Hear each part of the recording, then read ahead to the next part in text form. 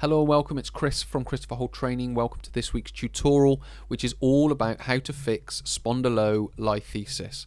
Now we are talking about using exercise, so this isn't like surgery where we're going to try and heal the fracture or anything like that and reposition the vertebrae. All we're talking about is improving quality of life and learning how to use your body in a way that spondylolythesis doesn't have to limit you. So we're going to look at some exercises. We're also going to talk about what you need to be thinking about when it comes to those exercises. I talked about the goal of exercise in my What is Spondylolythesis tutorial, and this is a little extension on from that where we can start talking about exercises and what you need to be doing, or the specific exercises and what you need to be doing within them. Before you get started with the tutorial, I just quickly want to mention my social media, which you'll see in the top right of the screen. You can go to Twitter at Christopher Holt, Facebook Christopher Holt Training, Instagram Christopher Holt, or YouTube Christopher Holt. Please do like, follow and subscribe any of those. It will be great to have you on board. Also, please comment below anything that you might have learned, found interesting, or a question about any of the information within the tutorial. Alternatively, if you look to the bottom of the screen, you'll see a URL, which is also in the description. It's to my Exercise for Lower Back Pain 14-day micro workout freebie. In it, you'll learn the best 2 exercises for lower back pain, the best 2 stretches for lower back pain, how to pull it together into that 14-day micro workout, and you'll also receive 2 follow-up emails that give you more exercises and stretches to add to that workout. So please click the link below to find out more about the 14-day micro workout, and if you choose to download it, you won't be disappointed. Thanks for. As I've mentioned, exercise won't fix the misplaced vertebrae. So when we're talking about spondylolythesis, we're talking about this vertebrae generally at the L5, S1 level. It's that vertebrae that shifts forward and creates spondylolythesis. But what exercise can do is it can support the spine and it can reduce stress on the spine, which will therefore go towards reducing the pain that you experience. And it will give you the ability to go about life and everyday activities, and even if you're that way inclined, to begin a degree of a fitness exercise. You will be limited in some degree to the type of exercise that you can do because of the condition that it is, but there's no reason why you can't exercise to a sensible intensity using exercises that you see in the gym. I work with a guy with spondylolythesis, and we've got to that point. We are limited in the exercises that we can do, but we are working at a level of intensity that he's happy with. He's able to get a sweat on in the gym, so that is what's possible. Now, I'm not saying that's what everyone wants to do, but I'm saying that that is possible for you to do. So wherever you want to be on the spectrum, from just doing some therapeutic exercise to reduce pain, to going all the way back to fitness exercise, you have that ability to be able to do that. It just depends on how you go about doing the exercises that you do. So what we're going to talk about in the next slide are those exercises. 4 basic exercises, or 3 basic exercises, and then some stretches that can help are the ones here. So you've got bird dog, which is number 1. You've then got side plank, number 2. Bridge, number 3.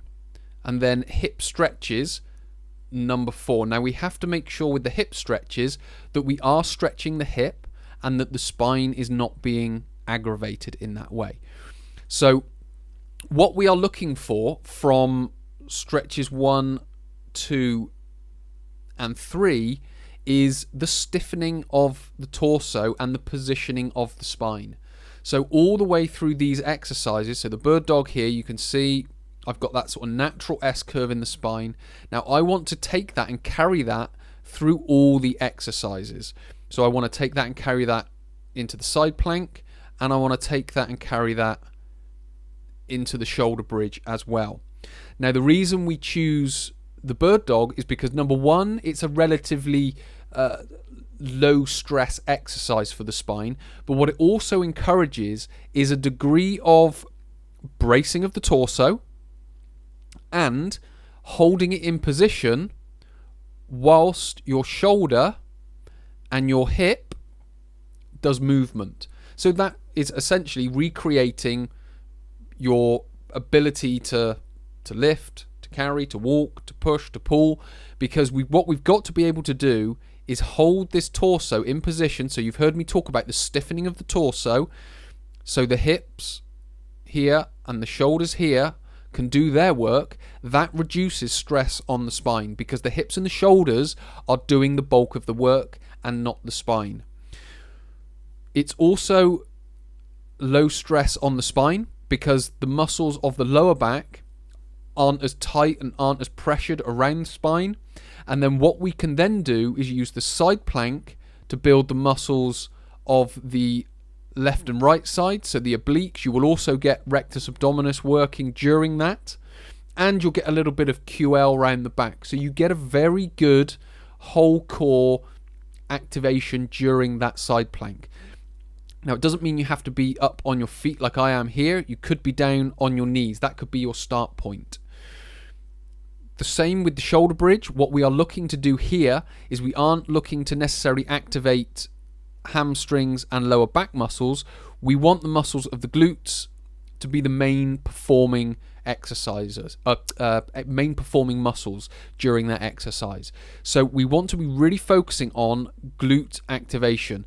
Now, I've got videos on glute activation and bracing that you can go and watch, which will then give you a better idea of how to perform these exercises, because me just saying go and do the bird dog, the side plank and the shoulder bridge, if you don't necessarily have the ability or the knowledge to brace, to hold your posture and hold your spine in the position as your hips and shoulders move, that can have an effect on how the exercise is being performed, and that can have an effect on how your spine feels.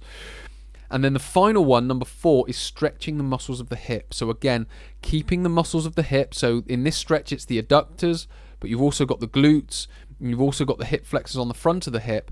You want to be able to keep those loose and relaxed so that when you go into these exercises, you are able to properly activate the abdominals, the glutes, the obliques through the side of the torso as well. So what you're trying to do using these exercises is building what is essentially a fortress around your spine that isn't a tight, tense, ineffective fortress, but a stiffened, solid torso that's using all the muscles of the torso to reduce stress on the spine and spread it around the rest of the torso. So yes, these exercises can help, but you have to be able to do the exercises correctly with correct form and correct muscle activation. Now, if you want to find out a little bit more about those, follow the link in the description, which is the one here. You can go through and you can download my 2 best exercises and stretches for low back pain, which include some of these. You also get the 2 follow-up emails, which give you more exercises and stretches that you can follow. If you then decide to take it any further, you can come along as an online client. You can enroll and you can work with me one-to-one as an online client, where I'll be able to give you more exercises, more feedback, and a 12-week program that can help you do exactly what we've been talking about in this video, in creating that fortress around your spine so you're able to sort of live that better quality life with still being able to do the activities that you want to do. So if you find that helpful, if you found this helpful, it'd be great if you could comment below. That would be great. Otherwise, I will speak to you in next week's tutorial.